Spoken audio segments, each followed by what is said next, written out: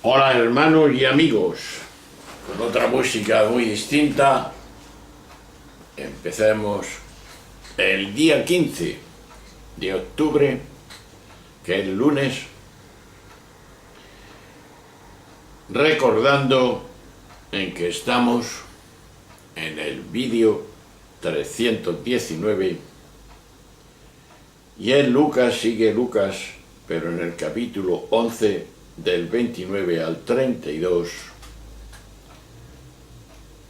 y sabiendo que estamos en la liturgia de la Iglesia Católica, en el ciclo B del año 2018. Jesús va a hablar, en cierta manera, de la perversidad de la generación aquella que está viendo, generación perversa. Pero veamos lo que nos dice el texto. En aquel tiempo la gente se apiñaba alrededor de Jesús y él se puso a decirles: esta generación es una generación perversa. Pide un signo, pero no se le dará más signo que el signo de Jonás. Como Jonás fue un signo para los habitantes de Nínive, lo mismo será el Hijo del Hombre para esta generación. Cuando sean juzgados los hombres de esta generación, la reina del sur se levantará y hará que los condene. Porque ella vino desde los confines de la tierra para escuchar la sabiduría de Salomón, y aquí hay uno que es más que Salomón. Cuando sea juzgado esta generación, los hombres de Nínive se alzarán y harán que los condenen, porque ellos se convirtieron con la predicación de Jonás, y aquí hay uno que es más que Jonás. Palabra del Señor. Chapó. Tenemos que meternos en la mentalidad judía, como es natural. Y para un judío, la expresión generación perversa evocaba al pueblo que en el desierto se había sublevado contra Moisés y, en último término, contra Yahvé. La dureza del desierto les hacía añorar las cebollas de Egipto, la esclavitud y, más decir, las promesas de libertad que ya tenían. Por su parte, Salomón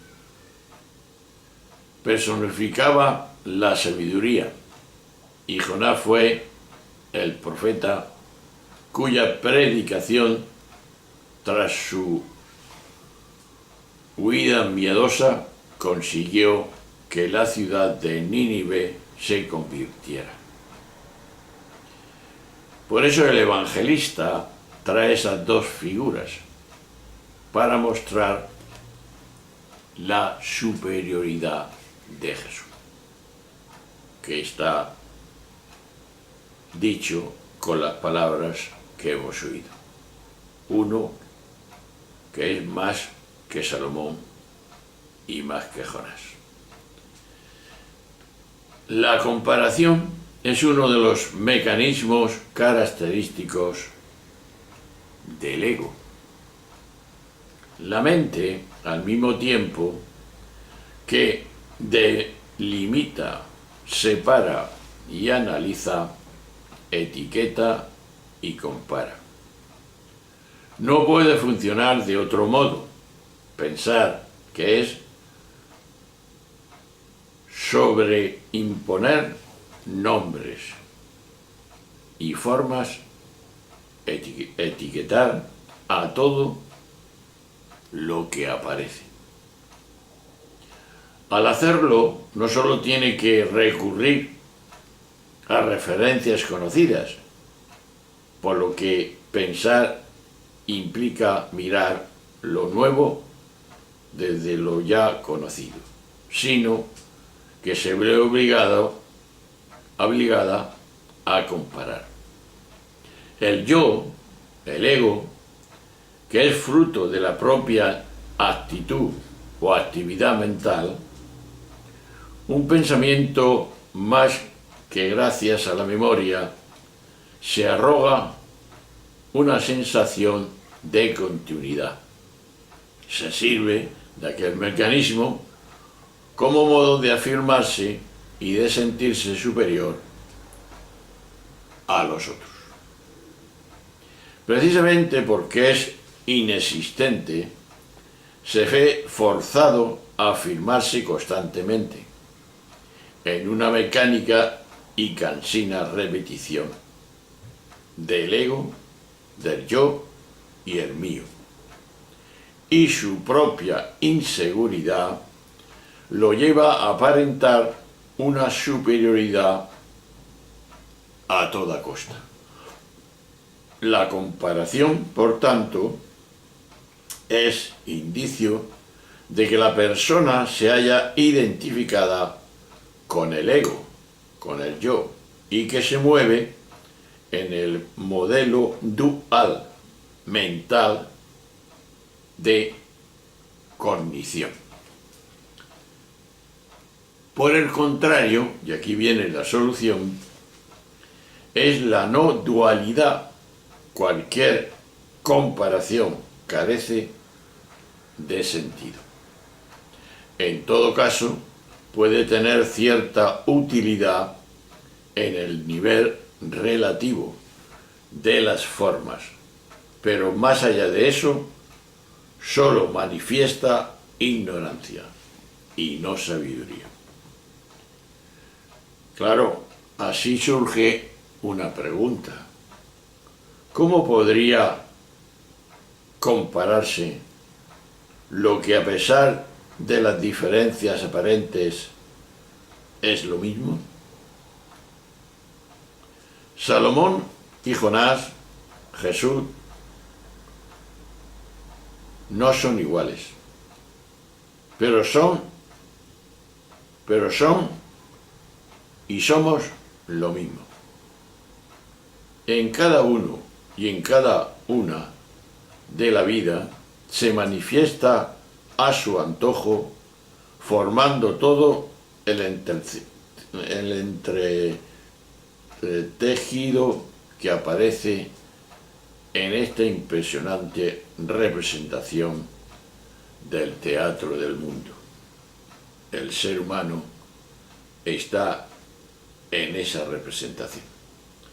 Tan maravillosamente tratada, en la que los propios personajes se creen, y aquí está la equivocación, se creen libres, capaces de controlar y de dirigir sus destinos y los de todo el universo. En cambio, la realidad es que ese nivel manifiesto que llamamos vigilia es solo un sueño de la vida que en último término somos todos. Todos somos plenitud. De aquí viene la pregunta sobre ese mecanismo comparativo. Y es así. ¿Qué lugar ocupa en mí el mecanismo de la comparación? ¿Por qué lo utilizo? ¿Por qué lo utilizamos los humanos? Pues bien, vamos a aterrizar en tierra y vamos a darle sentido de lo que quiere Jesús de nosotros a través de Lucas. Primero, según el lenguaje de los evangelios sinópticos, Jesús no aceptó realizar signos prodigiosos que sirvieran como argumento o prueba para demostrar que él tenía poderes extraordinarios, sobrenaturales o divinos.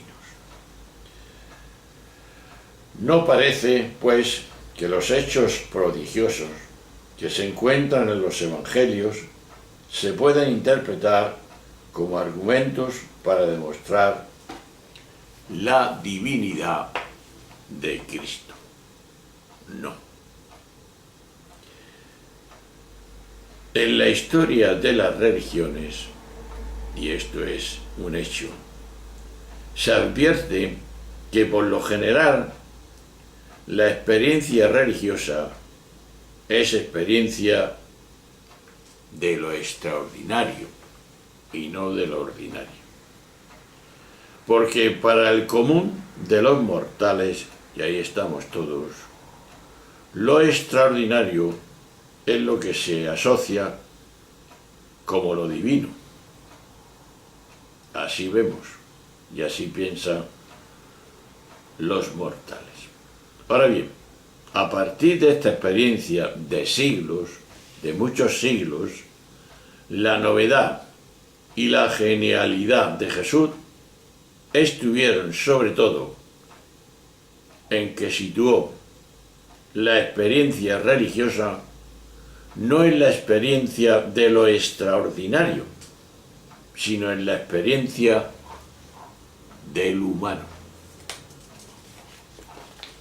No necesitamos cosas extraordinarias para poder creer en Jesús de Nazaret y probar que también es divino a la vez que humano. Concretando, podríamos decir, la experiencia de lo humano es experiencia de tres vertientes. Una, las limitaciones que son propias de la condición humana. Segunda, las malas inclinaciones que advertimos en tantas veces en los humanos.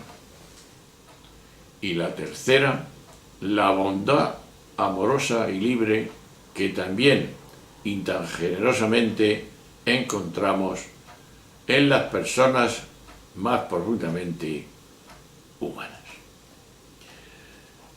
Esto, por supuesto, la experiencia de lo más propiamente humano es la experiencia de la superación de lo inhumano que hay en nosotros, para que la bondad amorosa y libre se sobreponga a la deshumanización que origina nuestras incoherencias y todas las formas de violencia que nos rompen y rompen nuestras relaciones con los otros, con todos unos de otros.